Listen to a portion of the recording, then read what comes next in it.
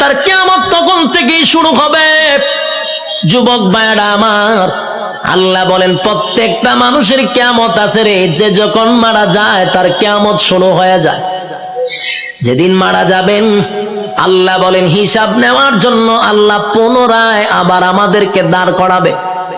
আলোচনার শুরুতে একটা কথা বলছিলাম, আমরা কিন্তু এই পৃথিবীতে পরীক্ষা দিতে আসছি, ইয়াদ আছে না?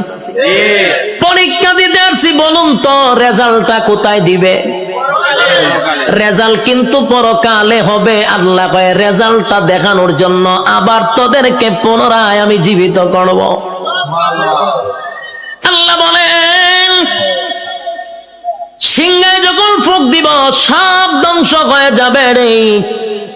সব ধ্বংস হওয়ার পরে সর্বপ্রথম আমি আবার জীবিত করব ইসরাফিল আলাইহিস সালাতু ওয়াস সালামকে। আবার আল্লাহ বলবেন সিংহায় ফু মার।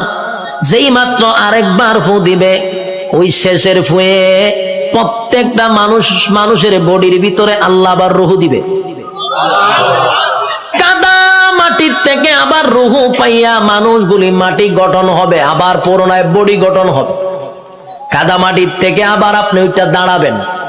যেখানে দাঁড়াবেন, যেখানে বৈশা ওয়াজ শুনতাছেন সে জায়গাটাই হবে হাসরের মাঠ। যেখানে বই আওয়াজ শুনতাছেন এটা হাসরের মাঠ হবে। এই পৃথিবীটাকেই আল্লাহ হাসরের মাঠ বানায়া দিবে।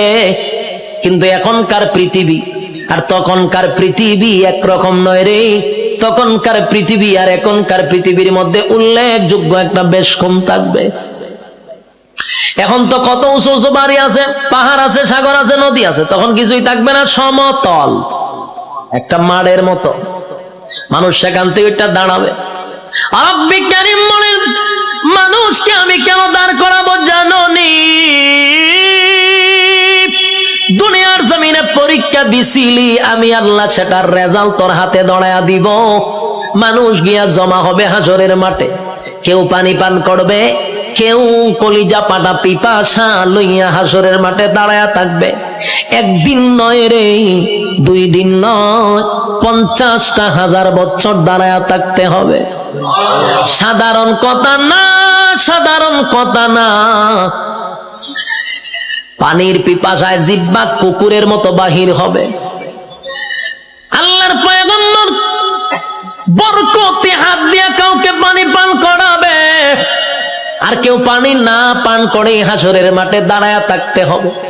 50,000 বছর বাড়ির কাছে না।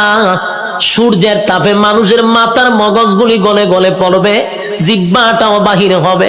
এই অবস্থায় যে কত হাজার বছর মানুষগুলি একটা সময় বিরক্ত হইয়া চিৎকার দিবে আর বলবে মালিক রে, জান্নাতে দেও না হয় জাহান্নামেই দেও, হাসরের মাঠে আর ভালো লাগে না, সেখান থেকে আমাদেরকে সরায়া দাও।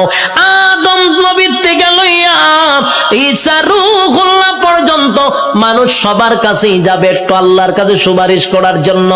আদম নবীও বলবে ইয়া রাব্বি নাফসি, ইব্রাহিম আলাইহিস সালাতু ওয়াস সালাম বলবে ইয়া রাব্বি নাফসি, নূহ পয়গম্বর বলবে ইয়া রাব্বি নাফসি, মুসা নবী বলবে ইয়া রাব্বি নাফসি। এইভাবে 1,02,24,000 পয়গম্বর ইয়া ঈসা আলাইহিস সালাতু ওয়াস সালাম পর্যন্ত সবাই একটা কথা বলবে ইয়া রাব্বি নাফসি। আমার কি উপায় হবে? আজকে আল্লাহর সামনে কথা বলার সাহস কোন নবীর হবে না। কথা বুঝতেছেন আমার?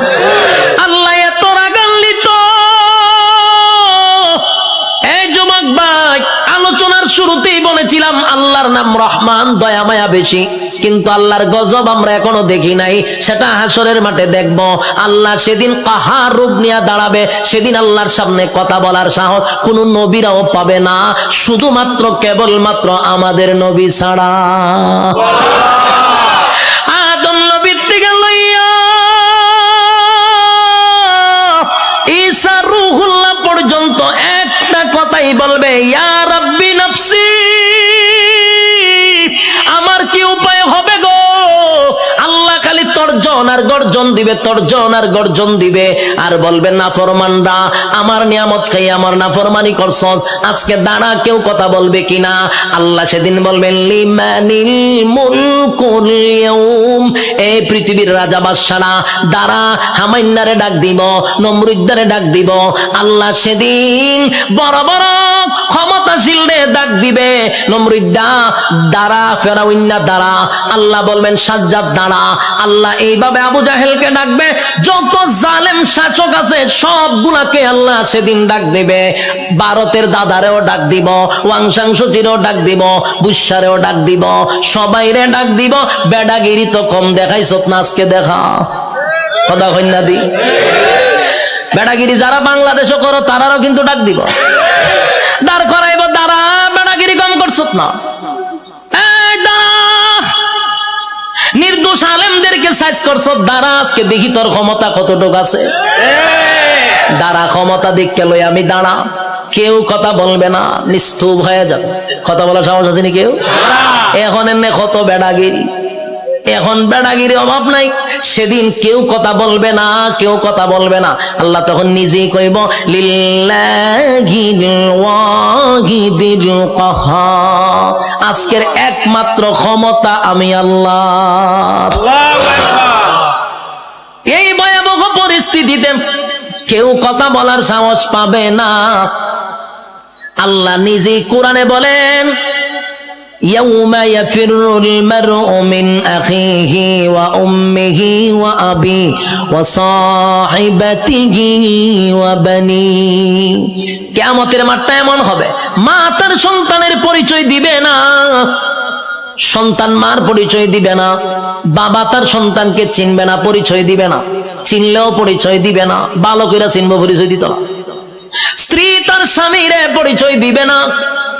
কেন দিবে না? একটা নেকির কারণে। যদি আমার কাছে নেকি চায়, কেউ কাউরে পরিচয় দিবে না। সেদিন কি কোন পীর সাহেব তার মরিদানের পরিচয় দিব? কথা হয় না দি? পীররা গিয়া কি মরিদানে তালাশ করবো? পীরও বলবে ইয়া রাব্বি নাফসি। সাধারণ জনগণ যে স্লোগান দিবে, পীরও সেই স্লোগান দিবে, কারণ পীরের ক্ষমতা দুনিয়াতে আছে গরু ছাগল খাওয়ার, কিন্তু পরকালে এই ক্ষমতা নাই। পরকালে ফিডার ছুড়ে দৌড়াইবো খালি।